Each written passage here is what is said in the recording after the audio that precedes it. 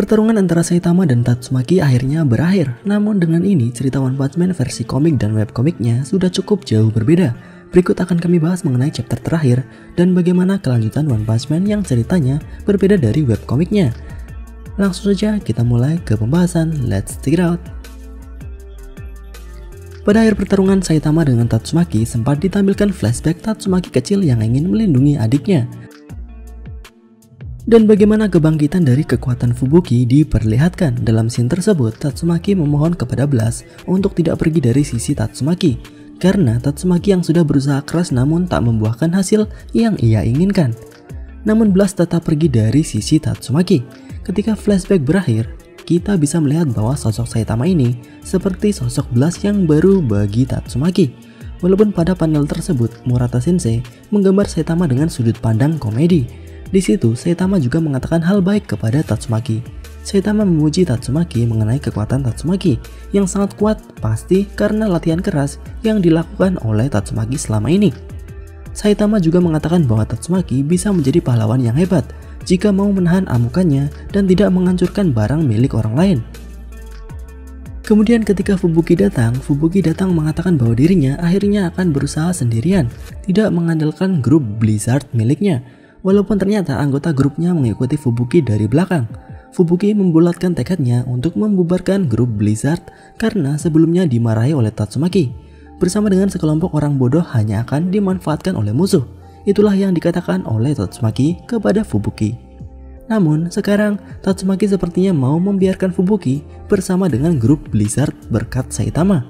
Saitama menceritakan sedikit masa lalunya kepada Tatsumaki bahwa Saitama dulunya bahkan tak bisa mengalahkan monster level serigala yang ada di hadapannya sebelum mulai berlatih. Saitama mengatakan bahwa walaupun grup Blizzard saat ini lemah, namun tidak ada yang tahu untuk kedepannya seberapa batasan kekuatan mereka. Seperti halnya Saitama yang saat ini masih belum diketahui batasan kekuatannya. Tatsumaki sedikit memahami apa yang dikatakan oleh Saitama dan akhirnya membiarkan grup Blizzard tetap ada. Itulah bagaimana akhir arc 2 bersaudara, Tatsumaki dan Fubuki berakhir. Lalu bagaimana dengan kelanjutan arc selanjutnya? Dengan adanya perubahan-perubahan yang terjadi di versi Murata Sensei. Pada versi Murata Sensei ini sebenarnya tidak benar-benar melakukan perubahan, namun memberikan detail yang lebih terhadap cerita dan juga memperbaiki flow cerita yang telah dibuat oleh One Sensei di webcomic. Contohnya saja, organisasi yang mengurung Tatsumaki dan bereksperimen mengenai kekuatan psychokinesis. Telah diketahui bahwa nama organisasinya adalah Tsukuyomi di versi komiknya. Namun, belum diketahui di versi webkomiknya untuk di chapter yang sama. Tidaknya itu, telah ditampilkan juga salah satu anggota dari Tsukuyomi yang bernama Apollo.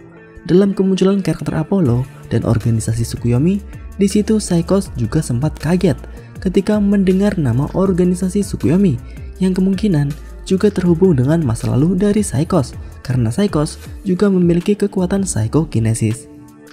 Itulah bagaimana detail yang ada pada komik One Punch Man versi Murata Sensei yang tidak ada di webkomik versi One Sensei. Nah, untuk arc selanjutnya akan tetap sama seperti di webkomik, yaitu arc Neo Heroes. Namun sebelum itu akan ada beberapa chapter yang mungkin akan fokus terhadap beberapa karakter lain, yaitu mengenai bagaimana kondisi para hero kelas A dan S yang sebelumnya bertarung melawan asosiasi monster.